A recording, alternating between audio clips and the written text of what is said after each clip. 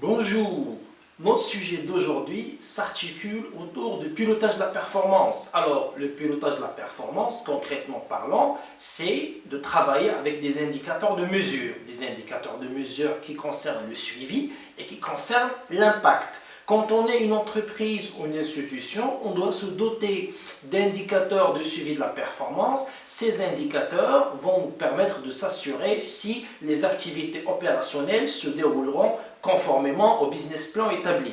Je vous donne des exemples concrets. Par exemple, quand on est une usine de production, et donc on a le temps moyen de transformation par article.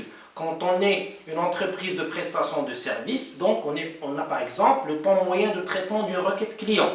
Éventuellement, nous avons la variation des ventes, le pourcentage des ventes ayant fait l'objet de réclamation client quand on est sur des cas de non-qualité. Et donc voilà, ces indicateurs de suivi, ils permettent de s'assurer si la production, la transformation et si, bien évidemment, les opérations opérationnelles se déroulent conformément à l'ensemble des procédures et processus de gestion de transformation.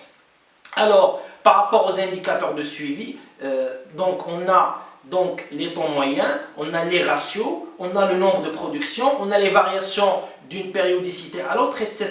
Par rapport aux indicateurs d'impact, on a ce qu'on appelle la perception. Et donc, on est sur les effets, on est sur l'impact sur le client ou sur le citoyen. Alors, concrètement parlant, ça passe par des enquêtes, des sondages. Donc, il faut qu'il y ait un échantillonnage représentatif et il faut qu'on travaille sur une population, je dirais, qui a une perception objective. C'est-à-dire, sur un total répondant, on va questionner des clients qui sont neutres et qui vont donner un avis sincère sur l'entreprise. Et donc, on pourra avoir le taux des clients satisfaits par rapport à la production vendue. On pourra avoir aussi des notations par rapport à l'appréciation, d'accord? Et donc, c'est des éléments qui vont permettre de donner un avis objectif sur la transformation, sur les articles vendus ou les prestations fournies.